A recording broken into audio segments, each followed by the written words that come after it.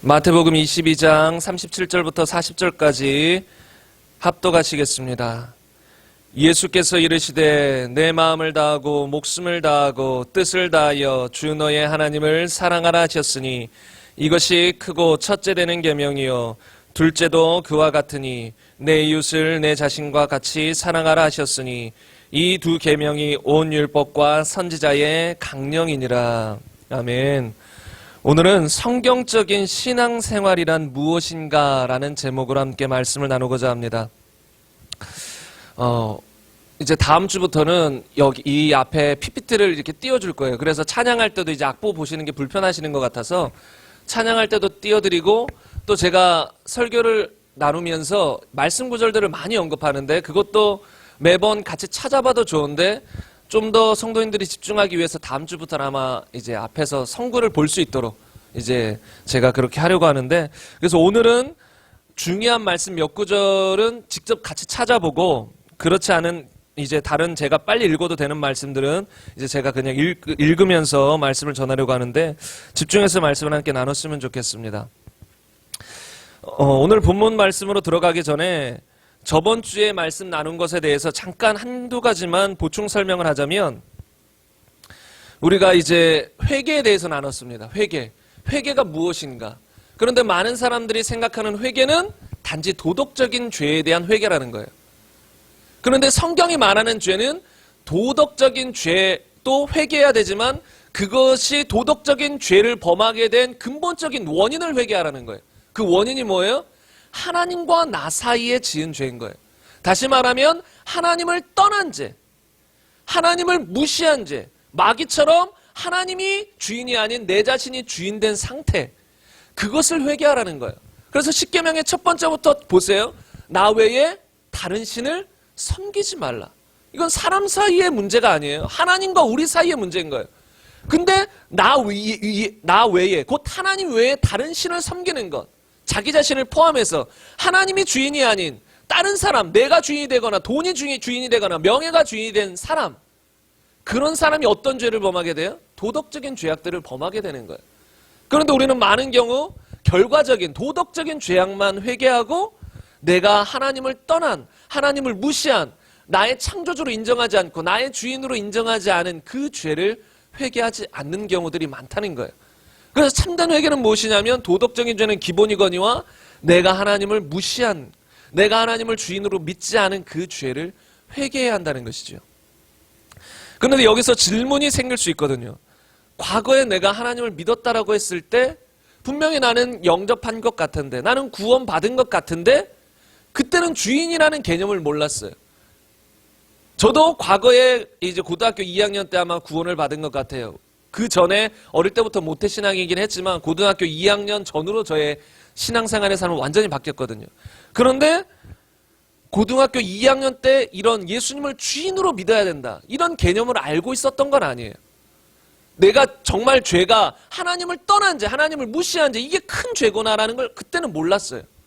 다만 하나님이 살아계신 걸 알았고 하나님을 인격적으로 알았고, 그래서 제가 삶 속에서 지은 죄악들, 뭐 부모님 불순종한 거, 거짓말한 거, 뭐 도둑질한 거, 뭐 여러 가지 죄악들이 있잖아요. 그런 죄악들을 회개했죠.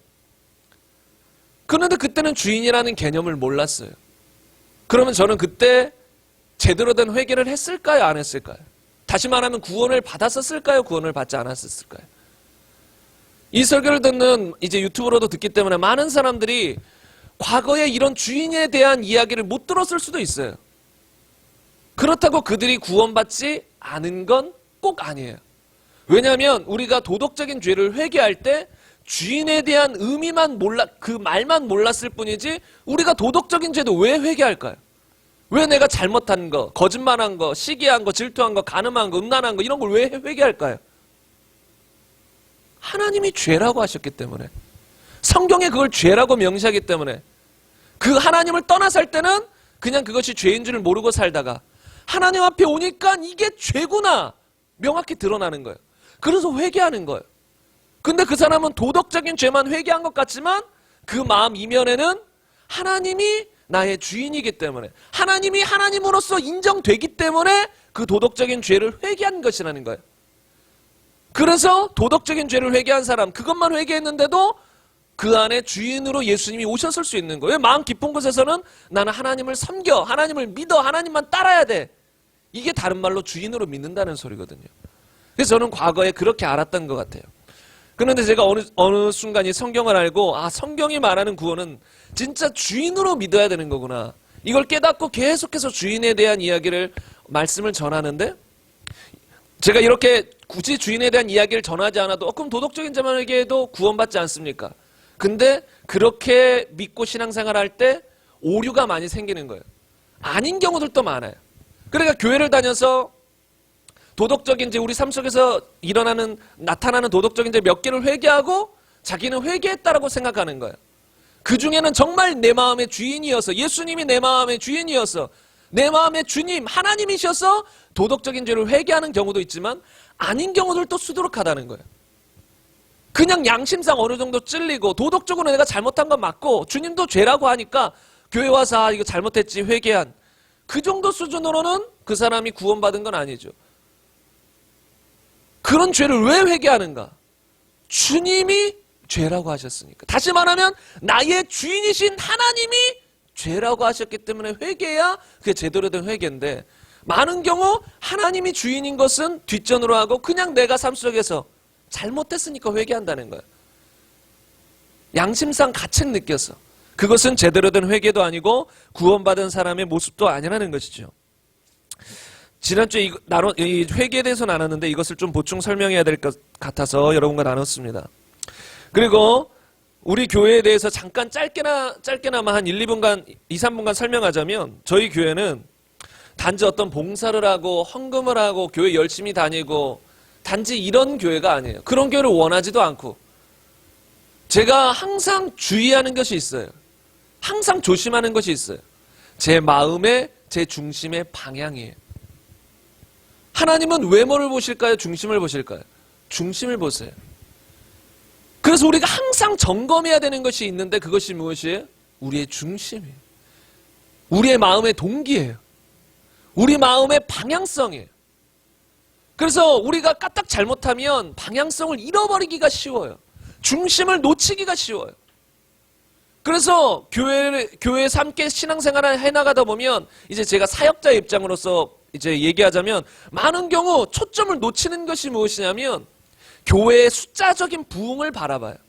성도들이 많아져야 되고 헌금도 많이 들어와서 교회도 좀 안정돼야 되고, 그래서 나도 좀 성공한 목회자가 되고 싶고, 이런 경우가 전 목회자이기 때문에 그런 이 교계의 내용들을 안단 말이에요. 근데 그것이 무엇인지 아세요? 중심이 벗어난 것이. 여러분 성경을 보세요. 사도 바울이나 베드로 교회의 부흥에 관심이 있었나요? 다시 말하면 나를 따르는, 우리 교회를 다니는 성도들이 많이 불어나야 돼. 다른 교회는 신경 안 쓰고 내 교회는 많이 불어나서 안정적이가 나도 살고 좀 부하게 살고 명예롭게 살고 목회자들 가운데서도 내가 좀 성공했어. 여러분 이런 목회자들도 의외로 많습니다. 근데 저도 그것을 항상 주의하는 거예요. 단지 우리 교회의 뭔가 재정적인 안정을, 단자의 숫자적인 부흥을, 그래서 사람들에게 인정받는 그것을 제가 원하는 순간 저는 어떻게 되는지 아세요? 중심이 벗어나 버리는 거예요. 다윗의 중심에서 사울과 같은 중심으로 변질돼 버릴 수 있는 거예요. 그래서 항상 조심하는 게 저는 중심이거든요. 방향성. 이걸 놓치지 않으려고 해요. 다시 말하면 우리 교회는 어떤 교회냐면 중심을 자꾸 외치는 교회예요. 중심을 바로 잡아야 된다는 거예요. 그냥 막연하게 열심히 하는 거 그게 중요한 게 아니에요. 우리가 열심히 있어야 돼요. 근데 바리새인들, 서기관들, 유대인들 열심히 있었을까요? 없었을까요? 성경에 보면 그들도 열심히 있었다고 했어요. 하나님을 향한 열심히 있었어요. 근데 바른 중심, 바른 방향성을 가진 열심이 아니었다라는 거예요. 그래서 우리는 항상 점검해야 되는 것이 무엇이냐면 이 중심이라는 거예요. 나의 방향성이라는 거예요. 내 마음의 중심은 어디를 향하고 있는가? 무엇을 바라보고 있는가? 무엇에 초점을 맞추고 있는가? 정말 내 마음의 초점은 예수님인가? 내 마음의 초점은 천국인가? 아니면 나 자신인가? 나의 명예인가? 나의 권세인가? 이 땅에서 부유함인가? 우리가 그것을 잘 살펴봐야 된다는 거예요. 그래서 우리가 항상 우리가 함께 신앙생활을 해나갈 때 점검해야 될 것은 무엇이냐면 우리의 중심이라는 것입니다. 그래서 오늘 말씀은 무엇이냐면 성경적인 신앙생활이란 무엇인가? 여러분 좀 궁금하지 않습니까? 이 결론을 들어보면 의외로 그냥 기본적인 말씀일 수 있어요. 그런데 이 기본적인 것이 많은 한국교회 전 세계 성도들 가운데 기본적인 것이 제대로 이루어지지 않았어요. 그리고 그 기본적인 것이 그리고 근본적인 것이 근본적인 것으로 안 보여요. 말이 어렵나요? 가장 신앙생활의 근본적이며 기본적인 것으로 오늘 말씀을 나눌 텐데 많은 경우 신앙생활을 한다고 하지만 눈이 가려워져서 가장 신앙생활의 근본적이며 기본적인 것이 눈에 안 보인다는 거예요. 그것이 초점인 걸 모른다는 거예요. 신앙생활하면서 다른 것에 초점을 맞춘다는 거예요. 다시 말하면 방향성이 어긋났다는 거예요. 우리가 신앙생활하면서 방향성이 어긋난 사람들이 의외로 아주 많습니다. 그래서 좀 깨어있는 목회자들은 뭐 기복신앙을 주의해야 된다. 뭐 그냥 구원파적인 한 번 구원받으면 됐다 이런 거 주의해야 된다. 여러 가지 율법주의를 주의해야 된다. 이런 것들이 한국교회에서 외쳐져요. 왜요? 다 방향성을 잃었거든요. 방향성을. 그래서 우리의 신앙생활이 도대체 무엇인가? 신앙생활을 다른 말로 하면 무엇이라고 우리가 표현하냐면 믿음생활이라고 하기도 하고 주님을 섬긴다. 그럼 섬기는 것이 무엇일까? 주님을 도대체 섬기는 거, 신앙생활하는 거. 또 제가 자주 외치는 예수님을 주인으로 믿어야 된다. 그럼 예수님을 주인으로 믿는 건 구체적으로 무엇을 말하는 건가? 이것에 대해서 여러분과 함께 나누고자 하는데요. 여러분이 한 가지 인식해야 될 것은 교회 열심히 다녀요? 신앙생활 열심히 한다고 사람들 앞에서 인정받아요? 11조도 잘 들어요? 기도생활도 잘해요? 교회 와서 여러 가지 봉사도 해요? 그것 탄다고 신앙생활 잘하는 걸까요? 그것이 주님을 섬기는 걸까요? 주님을 섬기는 모습의 일부분이죠. 그거 주님을 섬기기 때문에 겉으로 표현되는 일부분인 거예요. 그게 핵심이 아니라는 거예요. 다시 말하면 내가 열심히 교회 다니고 11조하고 봉사한다고 주님이 우리를 보실 때 너 날 잘 섬기고 있구나. 신앙생활 잘하고 있구나. 라고 보지 않으세요. 물론 그건 기본적인 거예요. 11조하고 주일 성수하고 예배 드리고 함께 모여서 주님께 나아가는 거, 찬양하는 거, 기도하는 거, 봉사하는 이건 기본적인 거예요. 근데 그건 겉으로 드러나는 것이지. 주님이 그걸 보시고 너 신앙생활 잘하고 있구나. 절대 그렇게 말하지 않는다는 거예요. 착각하면 안 된다는 것이죠. 그러면 본격적으로 신앙생활은 도대체 무엇일까요? 신앙생활이 무엇인가에 대해서 구체적으로 설명하기에 앞서 구원이 무엇인가에 대해서 여러분과 나누는 것이 중요합니다. 근데 단지 구원에 대해서 다 설명할 수는 없고 구원의 세 가지 시제에 대해서 여러분과 잠깐 나누고자 합니다. 구원의 세 가지 시제, 다시 말하면 과거, 현재, 미래. 좀 말이 어렵죠? 성경에 보면 이런 표현이 있습니다. 이건 제가 읽어드리겠습니다. 에베소서 2장 8절입니다. 너희는 그 은혜에 의하여 믿음으로 말미암아 구원을 받았으니. 구원을 받았으니. 과거예요, 현재예요, 미래예요? 과거잖아요. 내가 구원을 받았다라는 거예요. 그래서 우리는 보통 예수님 믿는 사람 난 구원 받았어. 이 표현이 맞는 표현이 맞아요. 난 구원을 받았어. 언제요? 과거에. 진정으로 회개하고 예수님을 나의 주인으로 구세주로 믿을 때 그때 구원을 받았다라는 거예요. 근데 많은 사람들이 보통 이것만 알아요. 많은 사람들이 구원에 대해서 이야기할 때 내가 과거에 구원 받았어. 여기까지가 구원인 줄 알아요. 근데 여기까지가 성경에서는 절대 구원이라고 말하지 않아요. 이것을 함께 찾아보겠습니다. 빌립보서 2장 말씀 함께 찾아보겠습니다. 빌립보서 2장 12절 말씀 보면 이렇게 기록되어 있습니다. 그러므로 나의 사랑하는 자들아 너희가 나 있을 때뿐 아니라 더욱 지금 나 없을 때에도 항상 복종하여 두렵고 떨림으로 너희 구원을 어떻게 하라고요? 이루라. 이거는 지금 과거예요, 현재예요, 미래예요? 현재잖아요, 현재. 이루어 나가라는 거예요. 두렵고 떨림으로. 여러분 구원파나 장로교 칼빈 그 칼빈주의의 사람들이 말하는 것처럼 구원은 따놓은 것이나 마찬가지다. 나는 절대 구원을 잃어버리지 않는다. 하나님이 선택했으면 난 무조건 구원받는다. 이렇게 생각하는 사람들은 두렵고 떨릴까요? 두렵고 떨리지 않을까요? 두렵고 떨릴 필요가 없죠. 아니 무조건 나는 구원받는데 무슨 두렵고 떨림이 있어요? 무슨 두렵고 떨림으로 구원하는 삶을 이루어 나가요? 그럴 필요가 없다라는 거예요. 그런데 성경은 절대 그렇게 말하지 않아요. 두렵고 떨림으로 우리의 구원을 이루어 나가라. 현재 시제인 거예요. 한 가지 말씀 더 보겠습니다. 같이 이게 찾아보겠습니다. 디모데후서 4장 18절 말씀입니다. 디모데후서 4장 18절 보면 이렇게 기록되어 있습니다. 주께서 나를 모든 악한 일에서 건져내시고 또 그의 천국에 들어가시도록 구원했으니입니까? 구원하시리니.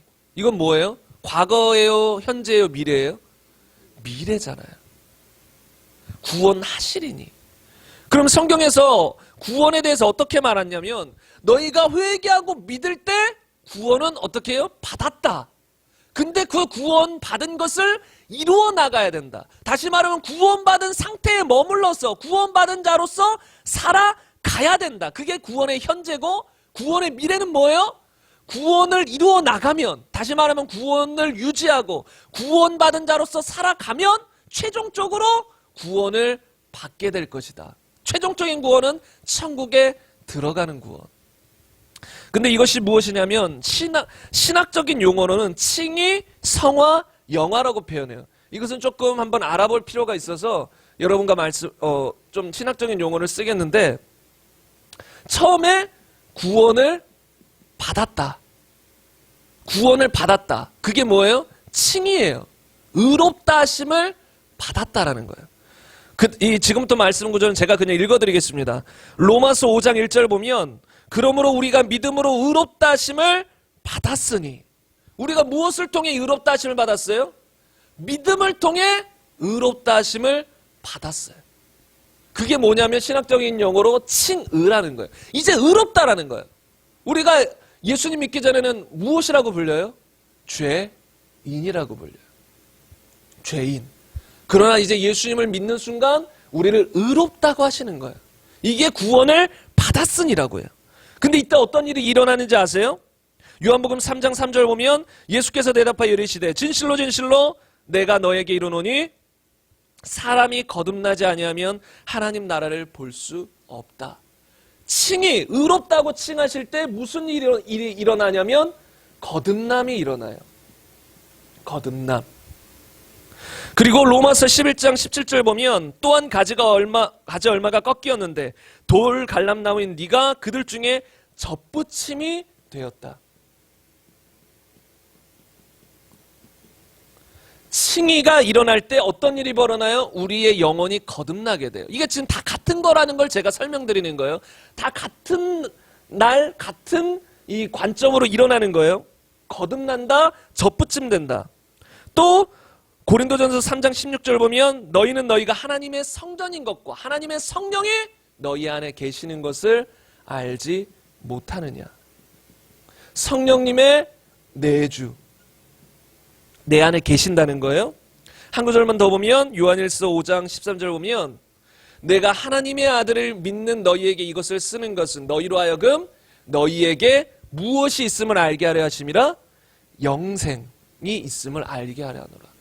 다시 말하면 아까 처음 구원을 받았으니 내가 구원을 받을 때 무슨 일이 일어나요? 칭의. 하나님이 나를 의롭다라고 해주시는 거예요. 의롭다. 천국은 누가 가요? 의로운 사람이 가는 거예요. 죄인은 절대 못 갑니다. 근데 이건 나중에 설명할 수 있겠지만 의롭다라는 것이 내가 죄가 하나도 없어서 의롭다라는 게 아니라 주님의 보혈로 덮어주신다는 거예요. 주님의 보혈로 우리 죄를 씻어주신다는 거예요. 예수님을 믿는 순간 예수님의 품속으로 들어가서 예수님의 보혈로 우리가 덮여지니까 더 이상 우리의 죄를 인정하지 않는 거예요. 보혈로 씻어주시니까, 덮어주시니까. 항상 하나님 우리를 볼 때 무엇을 통해 보는지 아세요? 예수님의 보혈을 통해 봐요. 그래서 우리의 죄가 주홍같이 붉을지라도 눈과 같이 희어진다. 주님의 보혈을 통해 보니까 이제는 다 희어진 거예요. 그래서 우리가 과거에 지은 죄, 회개한 죄들 더 이상 주님은 그 죄악들을 보지 않으세요. 잊어버리시는 거예요. 기억도 하지 않으시는 거예요. 근데 이 칭의가 일어날 때 의롭다함이 일어날 때 구원받았을 때 우리의 영혼이 거듭나며 접붙임, 우리가 예수님께 접붙임되어 있는 거예요. 다시 말하면 예수님과 연결되는 거예요. 영적으로 연결이 되는 거예요. 그리고 성령님이 이때 우리 안에 들어오세요. 내 안에 계신다는 거예요. 그것이 뭐예요? 영생을 얻은 상태인 거예요. 그런데 문제는 무엇인지 아세요? 이 상태가 성화의 상태인데 이게 구원을 이루어 나가는 거예요. 지금 이게 무엇이냐? 우리가 살아가는 날이에요. 살아가는 날. 최종적으로 이 날은 영화의 날인데 천국에 들어가는 날. 근데 지금 우리가 성화의 단계에 있는 거예요.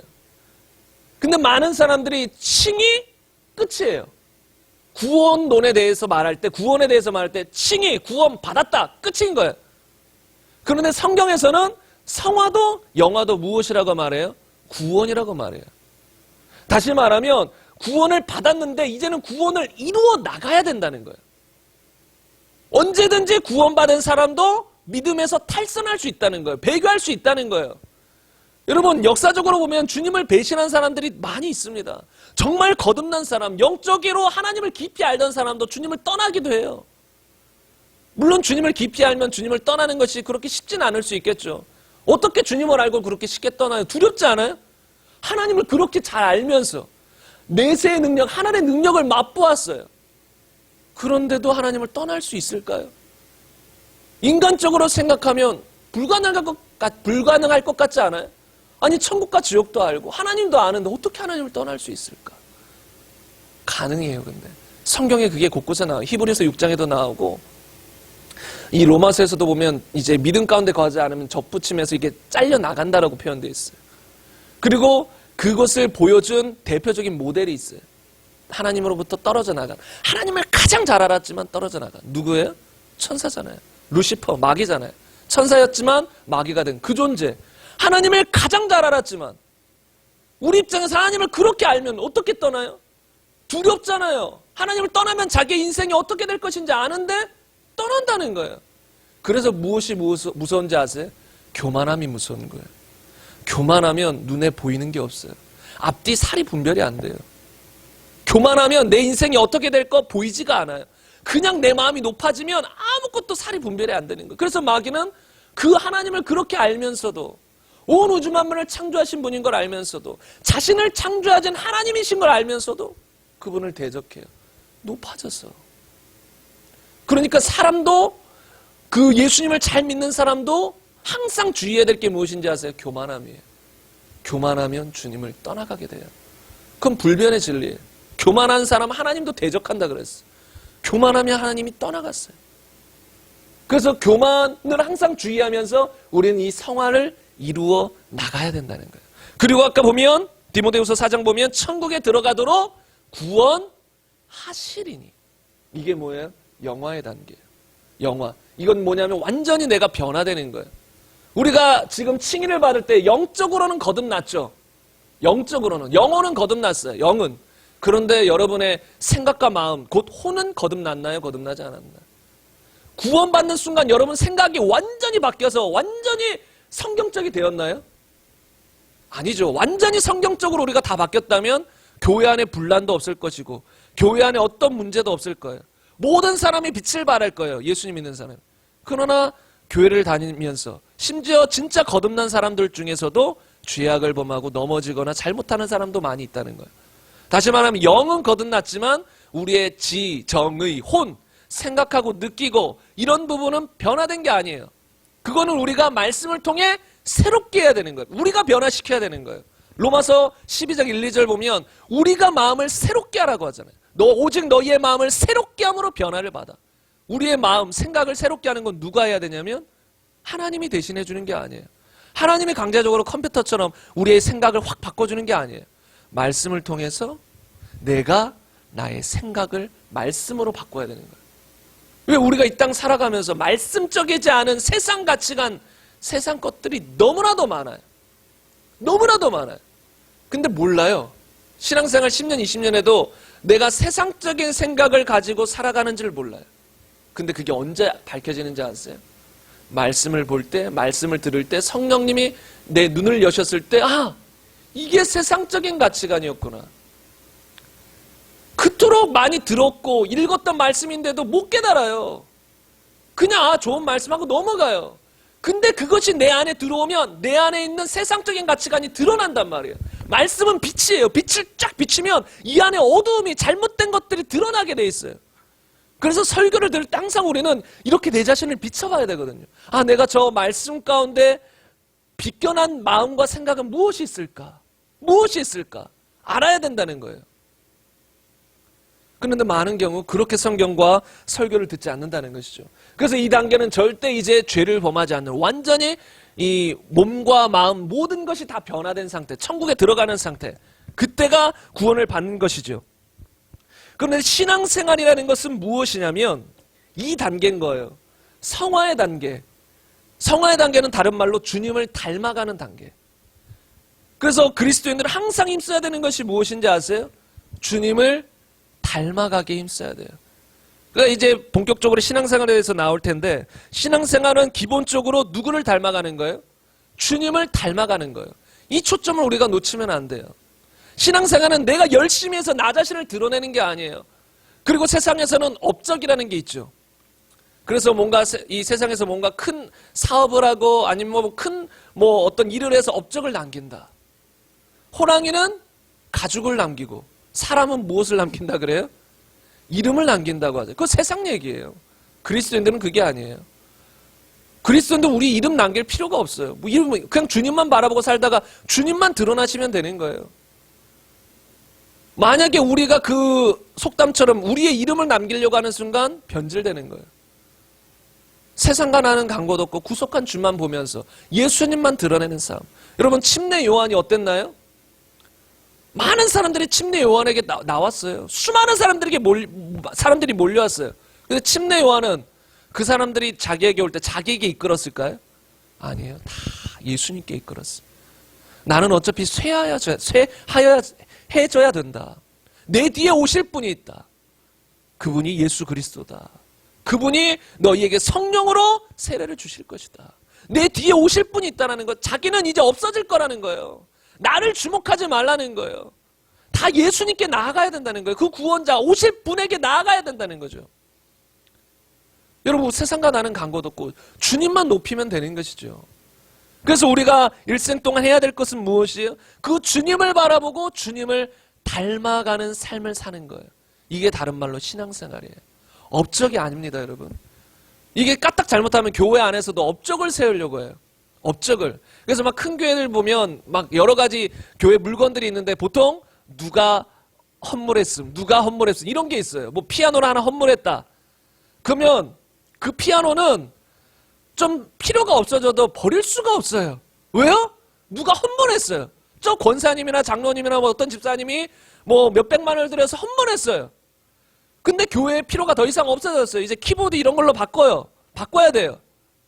못 없어요, 웬만해서. 왜요? 저 사람 시험 들까봐.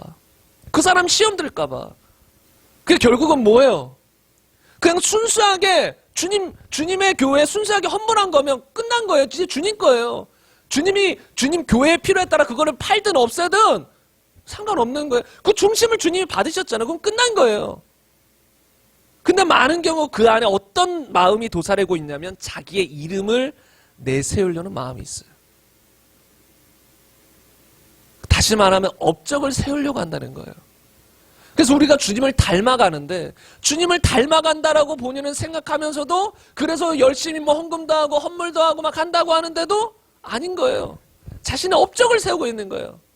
근데 겉으로는 막 뭔가 봉사도 하고 충성도 하고 막 헌신도 하니까 주님을 닮아가는 것 같죠. 아닌 거예요, 그거. 마음 깊이 들어가 보면 자신을 세워가는 거예요. 자신의 이름을 나타내려고, 자신의 업적을 세워간다는 것이죠. 그건 주님을 닮아가는 것이 아닙니다. 에베소서 4장 13절 이하에 보면 제가 읽어드리겠습니다. 우리가 다 하나님의 아들을 믿는 것과 아는 일에 하나가 되어 온전한 사람을 이루어 그리스도의 장성한 분량이 충만한 데까지 이르리니, 이는 우리가 이제부터 어린아이가 되지 아니하며 사람의 속임수와 간사한 유혹에 빠져 온갖 교훈에 풍조에 밀려 요동하지 않게 하려 함이라. 오직 사랑 안에서 참된 것을 하여 범사에 그에게까지 자랄지니 그는 머리니 곧 그리스도시라. 이것을 세번역으로 보면 모든 면에서 자라나서 머리가 되시는 그리스도에게까지 다다라야 합니다. 이렇게 기록되어 있어요. 그럼 다시 말하면 이 성화, 예수님을 닮아가는 삶, 다시 말하면 구원을 이루어가는 우리의 현재 신앙생활은 무엇이냐면 예수님을 닮아가는 것이라는 거예요. 우리의 목적은 여러분 단지 업적 세우는 게 아니에요. 제가 이런 말을 가끔 합니다. 여러분 천국 갔을 때, 그 전에 주님으로부터 마지막 이 심판을 받을 때, 또 주님을 만났을 때 주님은 우리의 삶 속에서 무엇을 보실까요? 무엇을? 한번 생각해 보셔야 돼요. 무엇을 보실까요? 내가 열심히 무엇을 한 거? 막 교회에 뭐 충성한 거? 헌물한 거? 물론 다 보시죠. 근데 제가 지금 말하는 의도를 잘 아셔야 돼요. 단지 주님 내가 교회에서 충성했습니다. 내가 주님 교회에 헌물 엄청 했습니다. 헌금 엄청 했습니다. 주님 제가 전도 많이 했습니다. 그래 잘하였다. 착하고 충성된 종아. 천국에서 큰 상을 주겠다. 이럴까요? 물론 그럴 수도 있어요. 무엇이 따라줬을 때? 그 중심이 따라줬을 때. 그 중심이 사랑으로 주님을 바라보며 행했을 때 그 모든 것들이 값진 거예요. 다시 말하면 우리가 주님을 닮아간다. 주님을 따라간다. 근데 그 안에 사랑이 없다면, 단지 나의 업적만을 세우기 위한 것이었다면 주님은 절대로 그것을 인정하지 않는다는 거예요. 천국 갔을 때 인정하지 않습니다. 여러분 잘 생각해 보셔야 돼요. 주님은 우리의 업적 보지 않는다는 거예요. 주님은 우리의 업적. 네가 무엇을 했느냐 중요하지 않다는 거예요. 단지 어떤 중심으로 우리가 살았느냐가 중요한 거예요. 어떤 중심으로 살았느냐. 그럼 이제 더 본격적으로 들어가 보겠습니다. 신앙생활은 도대체 그러면 주님을 닮아가는 것인데 닮아가는 건 도대체 무슨 삶을 살아가는 것이냐. 그게 신앙생활인데 오늘 본문 말씀이 그것을 명확하게 말해주고 있습니다. 오늘 본문 말씀을 보면 예수께서 이르시되 네 마음을 다하고 목숨을 다하고 뜻을 다하여 주 너의 하나님을 사랑하라 하셨으니 이것이 첫째되는 계명이요 둘째도 그와 같으니 내 이웃을 내 자신과 같이 사랑하라 하셨으니 이 두 계명이 온 율법과 선지자의 강령이니라. 모든 율법과 예언자들의 가르침은 이 두 계명에서 나온 것이다. 현대인의 성경은 이렇게 번역하거든요. 다시 말하면 하나님을 사랑하고 이웃을 사랑하는 것, 이것에서 모든 율법과 선지자들의 그 말들이, 계명들이 나왔다라는 거예요. 다시 말하면 이 성경책, 이게 다 어디서 나왔다는 거예요? 성경책. 하나님을 사랑하고 이웃을 사랑하는, 거기서부터 출발해서 나왔다는 거예요. 그럼 이렇게 생각할 수도 있어요. 내가 하나님을 사랑하고 이웃을 사랑하는 삶을 사는 것은 이 성경을 이루어 말씀대로 살아간다는 거예요. 여러분, 하나님은 성경에서 이렇게 기록되어 있습니다. 하나님은 무엇이라? 사랑이시라. 여러분, 성경은 하나님은 사랑이시라라고 기록하고 있어요. 그럼 우리는 하나님을 닮아가야 되잖아요. 예수님을 닮아가야 되잖아요. 그런데 하나님은 사랑이세요. 그러니까 하나님을, 사랑이신 하나님을 닮아가는 건 우리도 사랑하는 삶을 살아가야 된다는 것을 의미해요.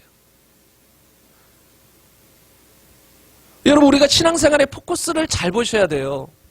우리가 열심히 무엇을 한다고 그게 신앙생활하는 게 아니에요.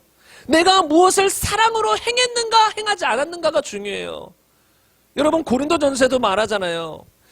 예언도 패하고 방언도 패하고 다 패하는 거예요. 예언도 중요하고 방언도 중요해요. 지금 이 시대에는 하나님 필요해서 유익함을 주기 위해서 주셨어요. 그런데 본질이 무엇이냐는 거예요. 왜 예언을 해요? 왜 방언을 해요? 왜 능력을 행해요? 왜 병을 고쳐요? 그 본질이 뭐예요? 사랑이라는 거예요. 사랑을 빼고 그냥 예언 사역하고, 사랑을 빼고 치유 사역하고, 사랑을 빼고 방언만 한다고 하나님이 그걸, 그 사람을 인정해 주시냐면 아니에요. 너 신앙생활 잘했다. 아니에요. 성경의 본질은 사랑이라는 거예요. 이 모든 말씀이 그 본질, 하나님이 사랑이시기 때문에 그 사랑의 본질에서 나온 것이에요. 그래서 우리가 신앙생활한다, 주님을 섬긴다, 다른 말로 사랑하는 삶을 산다라는 소리예요. 사랑하는 삶을 살아간다. 여러분, 이것을 점검하셔야 돼요. 초점을 이제 이렇게 맞추셔야 돼요. 아, 내가 사랑하는 삶을 살아가야 되구나. 여러분, 많은 것, 세상 사람들이 보기에 큰 거 남기지 않아도 상관없어요. 세상에서 뭐 많은 것들 업적 남길 필요 없어요. 그것이 우리의 목적이 아니에요. 살아가는 이유가 아니에요. 여러분, 우리는 왜 살아갑니까? 우리가 신앙생활 한다는 것 자체, 이 안에는 살아가는 이유가 있단 말이에요. 많은 사람들은 이렇게 생각해요. 나의 삶 따로, 신앙생활 따로. 그러니까 주님 말씀 듣는 것 따로, 내가 내 삶 속에서 내 꿈을 이루어 나가는 것 따로. 근데 여러분, 예수님 믿는 순간 더 이상 우리의 인생은 우리 게 아니에요. 사도 바울은 이렇게 고백하잖아요. 내가 그리스도와 함께 십자가에 못 박혔나니 그런즉 이제는 내가 사는 것이 아니요 내 안에 있는 예수 그리스도께서 사시는 것이라. 여러분, 신앙생활이라는 건 삶 따로 믿음 따로 삶 따로 신앙생활 따로 있을 수 없는 거예요. 내 삶은 내 거, 내 꿈은 그대로 있고, 또 교회 와서는 교회의 비전, 내가 주님 안에서 비전 갈라버릴 수 없는 거예요. 예수님을 믿는 순간 내 삶 자체가 이제 주님만을 바라보며 따라가는 삶이에요. 주님의 제자라고 하잖아요. 예수님이 두 주인을 섬길 수 없다 그랬어요. 두 주인 없어요. 내가 원하는 삶 따로 살아가고, 그것을 위해 살아가고, 또 주님을 위해 살아가고, 그럴 수 없다라는 거예요. 예수님을 믿는 순간 우리는 하나님의 자녀가 된 거예요. 하나님의 제자가 된 거예요. 주님의 종이 된 거예요.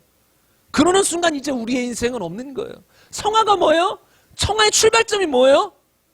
이제는 내가 주인이 아닙니다. 나는 주님 것입니다. 나는 주님과 함께 십자가에 죽었고 내 인생은 이제 주님의 것입니다. 주 안에서 새롭게 태어난 존재입니다. 이게 신앙생활의 출발이거든요. 칭의이자 성화의 출발점. 그것을 기본 전제로 하고 우리는 살아가는 것입니다. 여러분, 왜 살아가십니까? 여러분, 인생의 의미가 있습니까? 여러분에 비하면 저는 나이가 어립니다. 근데 저는 고등학교 때부터 인생의 허무함을 느껴요. 막 그 얘기하면 지금도 뭔가 눈물이 울컥해요. 인생이 참 허무함을 느껴요. 제가 고등학교 때는 게임 이런 거 좋아했었어요. 친구 때문에 게임에 영향을 받아서 이제 게임하는 거, 그런 것들이 이제 막 하고 했는데, 게임하고 나면 항상 어떤 마음이 들었냐면 허무하다. 왜요? 그때 예수님을 믿었었거든요. 믿었었는데 그 게임의 유혹에 넘어가서 또 게임을 해요. 근데 게임하고 나면 항상 몰려오는 게 뭔지 아세요? 허무함이었어. 이게 무슨 의미가 있나? 순간은 재밌어요. 여러분도 세상 살아가면서 순간순간 재밌는 거 많이 있잖아요. 순간은 재밌어요. 근데 예수님을 진짜 믿는 사람이라면 그 뒤에 몰려오는 허무함을 느낄 수가 있을 거예요. 허무해. 뭐 하는 거예요? 다 끝날 거잖아요, 이 세상. 이 세상 모든 건 다 끝날 건데 게임만 하고 앉아있어요. 아니면 이 세상에서 돈만 벌고 앉아있어요. 이 세상에 쾌락만 즐기고 앉아있어요. 뭐예요? 순간은 재밌죠. 근데 주님을 믿는 사람은 무엇을 알아요? 영화의 삶을, 천국의 삶을, 인생의 끝을 안단 말이에요. 그러면 어떤 생각이 드는지 아세요? 허무함이 들 수밖에 없어요. 근데 문제는 이게 빨리 깨달아져야 되는데, 솔로몬처럼 나이가 들어서 깨달으면 너무 인생이 허무하잖아요. 솔로몬 인생 말년 가서 알았잖아요, 그거. 솔로몬도 타락했었어요. 막 변질되고. 근데 말년 가서 깨달은 거예요. 인생 허무하다. 세상 명예 다 누려보고, 쾌락 다 즐겨보고, 돈 다 이 세상의 부유함 가져보고, 하나님이 주신 지혜, 전무후무한 엄청난 지혜 가져보고, 그런 사람 고백이 뭐예요? 헛되다라는 거 아니에요? 헛되다. 여러분, 인생 알아야 돼요. 헛된 거예요. 주님을 빼놓고서 인생을 논하자면 헛돼버릴 수밖에 없는 거예요. 순간은 재밌죠.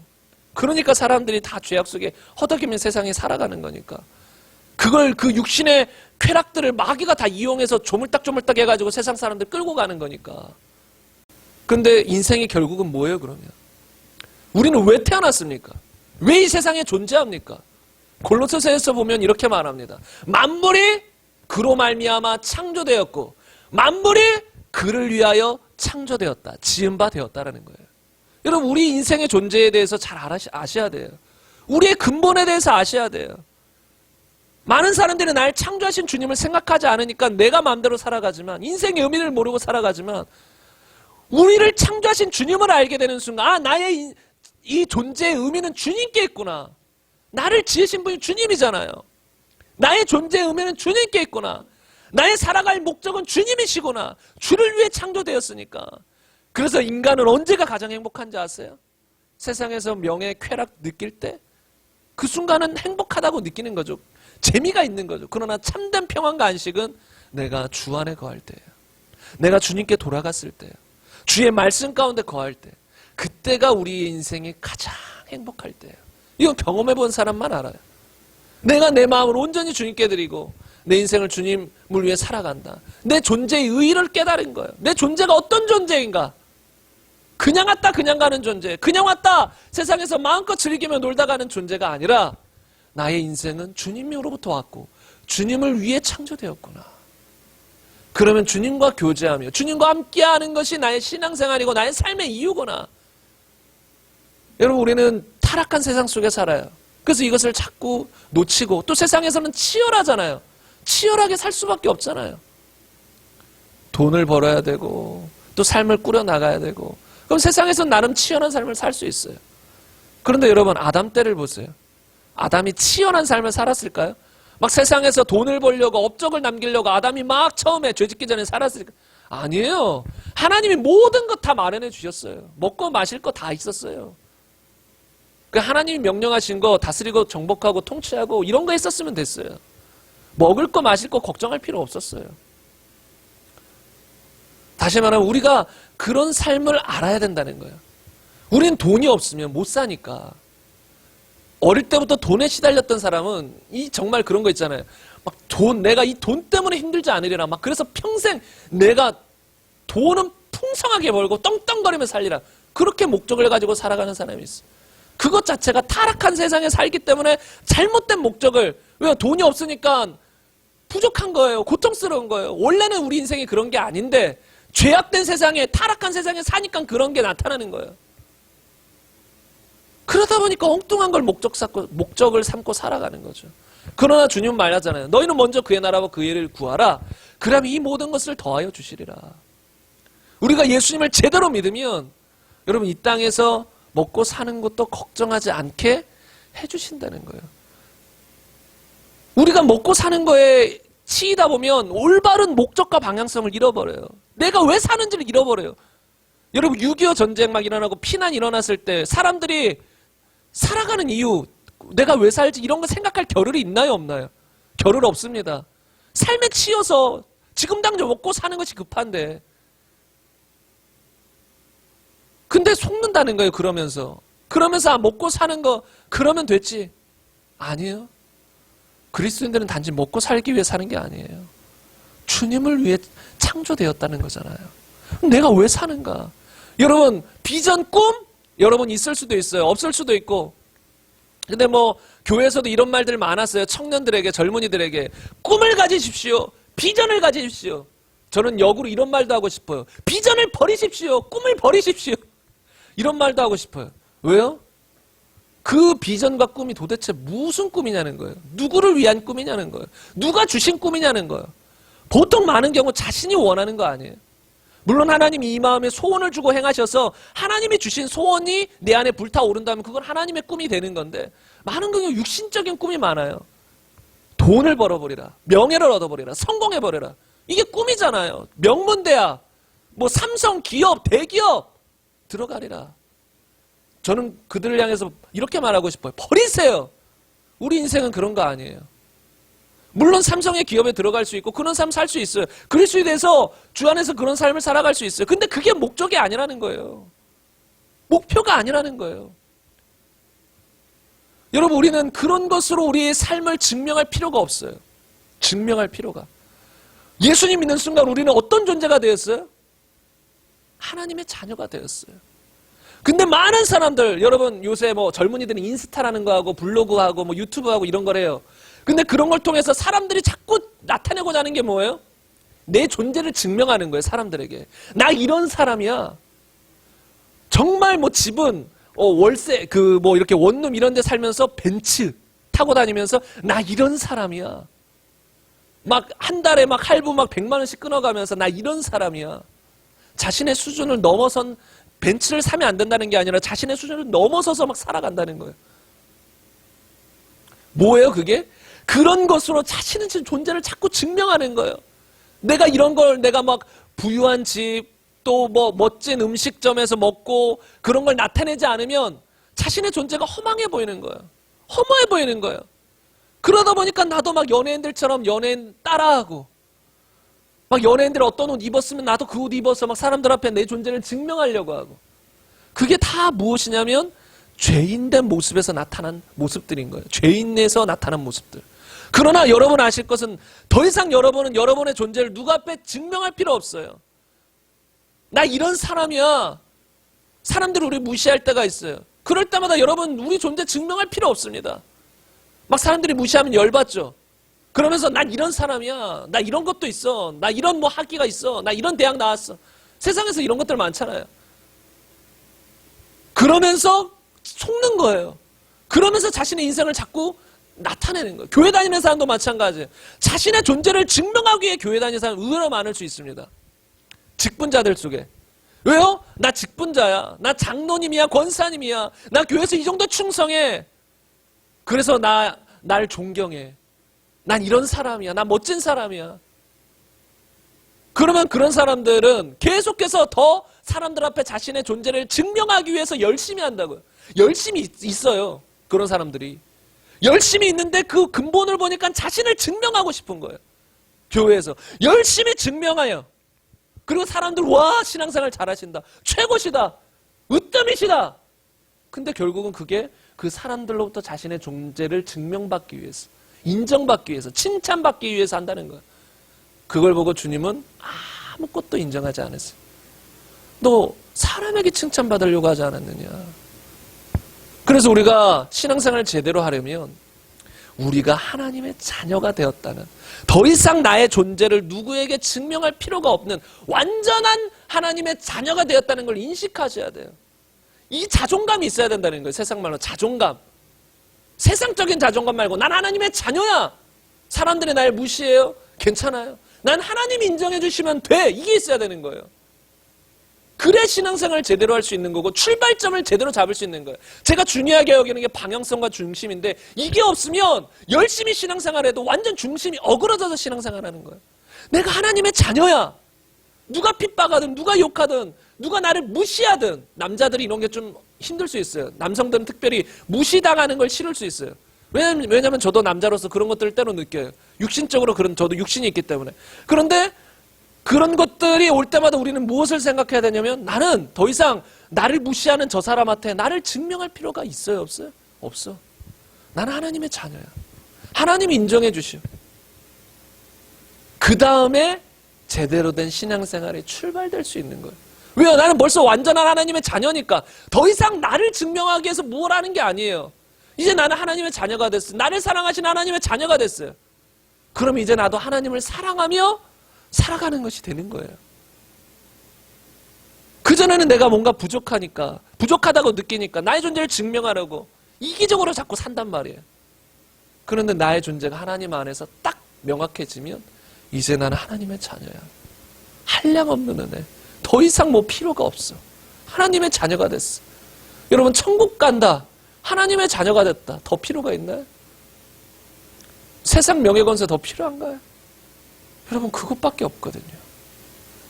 여러분 저는 지금도 살짝 그런 마음도 들어요. 빨리 그냥 주님 만났으면 좋겠다는 마음도 들어요. 그냥 주님과 함께 가. 여러분 이 세상 살면 조금 힘들기도 하잖아요. 때때로 힘들고 어려운 환경들이 닥쳐요.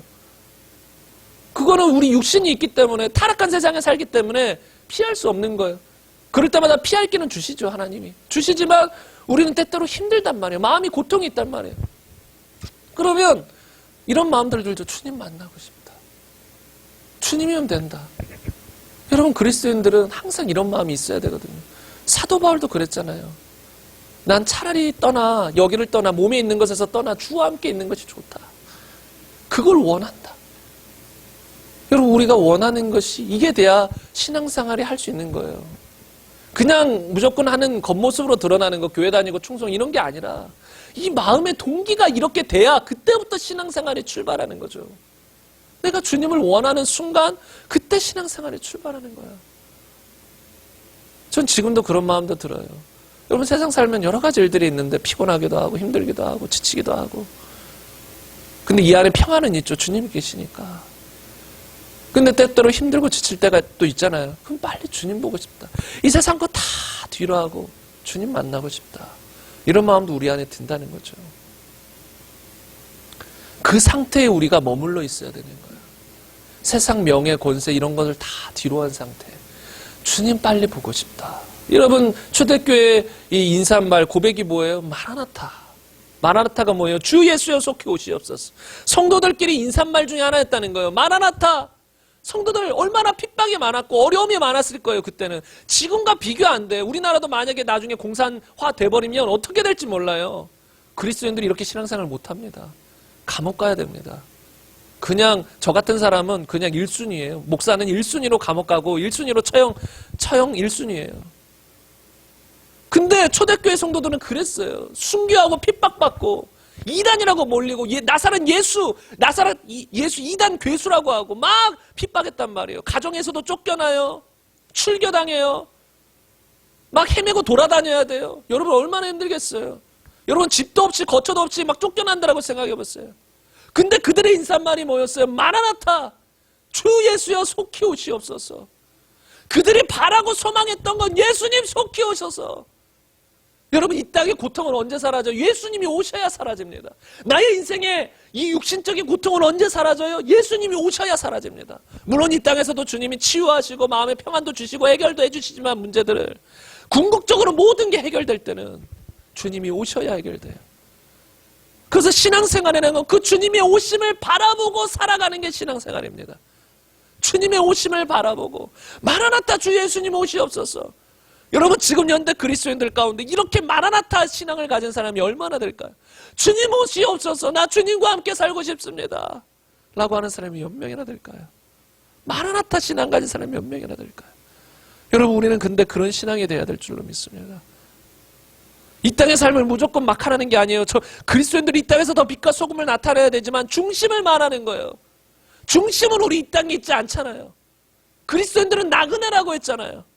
본향을 사모하는 자라고 이브리서에서 말하잖아요. 본향, 더 좋은 본향, 천국, 이 땅의 본향, 고향이 아니라 더 좋은 본향, 천국에 있는 본향을 사모하는 게 그리스도인이잖아요. 우리가 이 땅에서도 충성하고 빛을 나타내야 되지만 우리의 중심은 항상 어디에 가 있어야 돼요? 본향에 가 있어야 돼요. 너희는 땅의 것을 구하지 말고 하늘의 것을 구하라. 하늘을 바라보며 살아야 된다는 것입니다. 이런 중심이 되었을 때 그 사람의 신앙생활이 신앙생활이 되는 거예요. 이것도 아니고 신앙생활하면 그 신앙생활이 그냥 자신의 존재를 증명하기 위해서, 자신을 나타나기 위해서 뭔가 그냥 자기 만족, 종교 생활이 될 수 있다는 것입니다.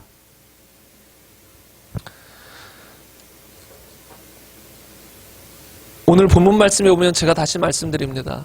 여러분 우리가 신앙생활이라는 건 이렇게 성화의 삶을 살아가는 건데 성화는 항상 초점이 영화예요. 천국 들어가는 게 우리의 초점이라는 거예요. 사도 바울도 그랬고 수많은 믿음의 이 선배들도 우리의 신앙의 선배들도 다 초점이 천국이었단 말이에요.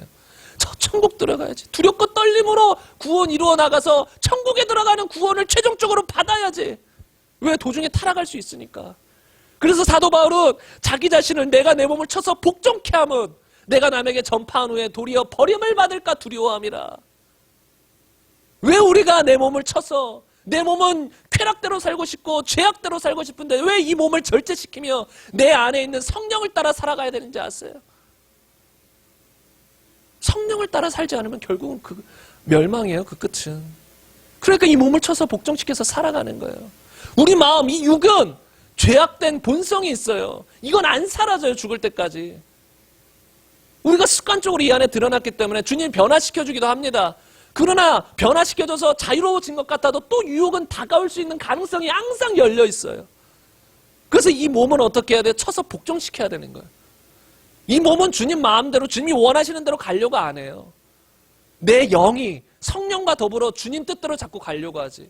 그러니까 내 중심에 성령을 모신 내 영이 가자고 하는 대로 우리는 가야 되는데 육신이 방해한다고요. 내 안에 있는 죄악된 본성들이 방해해요. 그럴 때마다 그걸 다 쳐서 복종시켜야 되는 거예요.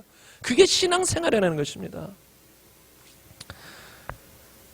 근데 이제 제가 마지막으로 오늘 이제 본문 말씀입니다. 우리의 궁극적인 신앙생활은 뭐냐면 사랑하는 것이라고 했잖아요. 근데 이 사랑하는 게 진짜 사랑하는 것이 되려면 아까 제가 말씀드린 더 이상 자기의 존재를 증명하려고 증명하려고 하는 것이 아니라 나의 존재는 벌써 완전히 하나님으로부터 사랑받는 하나님의 자녀가 되었다라는 걸 알아야 제대로 사랑할 수 있어요. 내가 사랑을 받고 충만해야 남을 사랑할 수 있는 겁니다. 나도 아직 불완전하고 나도 내 존재 막 증명해야 될 것 같고 내 존재를 누구에게 나타내고 증명하지 않으면 불안하고 초조한데 다른 사람을 사랑할 수 있겠습니까? 사랑은 항상 다른 사람 중심이에요. 사랑은 고린도전서 13장에 보면 자기의 유익을 구하지 않냐고 남의 유익을 구한다고 했잖아요. 근데 사랑은 항상 이기적인 게 아니라 타인적인데 아가페적인 하나님의 사랑은 남을 위한 것인데 나의 존재를 증명하고자 나도 아직 사랑 완전히 충만하지 못하고 나도 불완전한 게 느껴지고 막 내가 사람들 앞에서 드러나지 않고 사람들에게 인정받지 못하면 초조하고 염려가 되는데 어떻게 온전한 사랑을 해요? 힘들다는 거예요. 그러니까 먼저 제가 아까 말씀드린 난 하나님 앞에서 정말 사랑받는 자다. 나는 구원받은 자다. 세상 사람들이 인정해주지 않아도 상관없다. 심지어 교회 안에서 다른 사람들이 인정해주지 않아도 상관없다. 난 하나님이 인정해주시는 하나님의 자녀다. 여러분 자녀라는 것 자체가 하나님이 인정해주셨다는 거예요. 의롭다라고 인정해주신 거잖아요. 의롭다 칭해주신 거잖아요. 인정받은 거예요. 나의 행위가 아니라 정말 회개하고 믿음으로 중심을 바꾼 그것을 통해 너는 이제 내 아들이다. 나의 백성이다. 인정해주신 거예요. 그걸 우리가 가지고 자부심을 가지고 출발해야 돼요. 그리고 출발해서 이 성화의 삶을 어떻게 살아요? 사랑하며 살아야 되는 거예요. 사랑하면서. 이게 됐으면 여러분 평생 우리가 초점 맞춰야 될 건 이것저것 이 성경 말씀들이 많이 있죠. 우리가 다 알아야 돼요. 연구해야 돼요. 공부해야 돼요. 들어야 돼요. 순종해야 돼요. 근데 까딱 잘못하면 우리가 바리새인들처럼 율법적이게 될 수 있어요. 무엇이냐면 이게 조목조목 하나님 말씀을 그냥 어떤 이 목록으로 생각해요. 이 말씀 하나 지키고 저 말씀 하나 지키고 또 더 지켜야지. 이게 아니에요. 이런 건. 이런 말씀이 어디서 나왔어요? 사랑에서 나왔잖아요. 십계명이 무엇에서 나왔어요? 사랑에서 나왔어요. 1계명에서 4계명은 하나님을 사랑하는 것에서 나왔고 5계명에서 10계명은 이웃을 사랑하는 것에서 나왔어요. 그거 다 사랑하는 소리예요. 사랑하면 자동으로 그게 다 지켜지는 것입니다. 그러니까 우리는 인생에서 무엇을 해야 되냐면 이제는 사랑하는 삶을 살아야 되는데 초점을 맞춰야 된다는 것입니다. 초점. 내가 남에게 무엇을 단지 하는 게 중요한 게 아니라 저 사람을 정말 사랑하는 게 중요한 거예요. 사랑하는 거. 마지막 날 천국 갔을 때 주님이 이거 물어보실 겁니다. 여러분에게. 너 사랑하면서 살았니? 사랑하면서 살았니? 근데 사랑하면서 살지 못하면 어떻게 돼요? 주님 인정하지 않아요. 넌 나의 자녀 아니다. 요한 1서 거기 보면은 형제를 사랑하지 아니하는 자는 하나님의 자녀가 아니라 그래요. 무릇 의를 행하지 아니하거나 형제를 사랑하지 아니하는 자는 사망에 머물러 있다라고 성경은 말해요. 다시 말하면 내가 사랑하지 않는다? 너 하나님의 자녀 아니라는 거예요. 왜? 하나님은 사랑인데 자녀라는 게 뭐예요? 거듭났다는 게 뭐예요? 하나님으로부터 태어났다는 게 거듭남이고 하나님으로부터 태어나서 우리는 뭐가 되는 거예요? 자녀가 되는 거예요. 아들, 딸 태어났잖아요. 하나님으로부터. 그럼 하나님의 아들이고 하나님의 딸인데 하나님이 사랑이신데 그 사랑의 모습이 전혀 나타나지 않았어요. 우리 인생에서. 가짜죠 그럼. 여러분 보통 자식들 나면 부모님을 닮기 마련이죠. 안 닮으면 내 자식이 아닌 거예요. 유전자 검사해봐야 돼. 물론 다른 부분도 있죠. 뭐 모든 걸 닮을 수는 없겠죠. 내 아들과 딸이 나의 모든 걸 닮을 수는 없겠지만 뭐 생김새나 성격이나 어느 부분들을 닮을 수도 있어요. 뭐 그런 거 심지어 잠자는 모습도 닮기도 하나 봐요. 뭐 예를 들어 어떤 아빠가 뭐 이렇게 하고 자면 그 아들도 뭐 애긴데도 막 이렇게 하고 자고 똑같고 닮는다는 거예요. 저는 이제 제 아내가 그러는데 가끔 잘 때 보면 이렇게 하고 잔대요. 머리에 손을 얹고. 왜 이렇게 손을 얹고 자는지 모르겠어요. 이렇게 하고 잔대요. 뭐 안수하고 자는 건지 모르겠는데 근데 그렇게 하고 잔대요. 네. 그런데 닮게 마련이에요. 근데 하나님은 사랑이잖아요. 근데 우리 삶 속에서 물론 하나님만큼 완전한 모든 그런 완벽한 사랑은 우리 인생에서 이게 나타나기가 힘들겠지만 그래도 그 사랑을 받은 사람으로서 그 사랑이신 하나님의 자녀라면 그 사랑이 형제 가운데 삶 가운데 나타나야 된다는 거예요.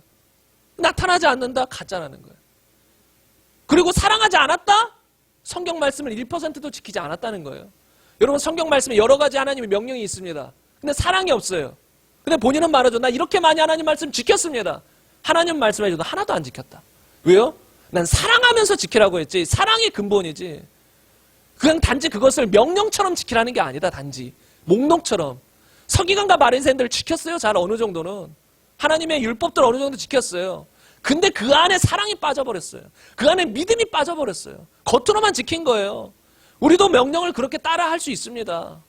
교회에서 목사님들이 이것저것 해야 하는데 하나님 뜻입니다. 어느 정도 겉으로 따라 할 수 있는 거 따라 할 수 있어요. 우리 몸 희생하면서 따라 할 수 있어요.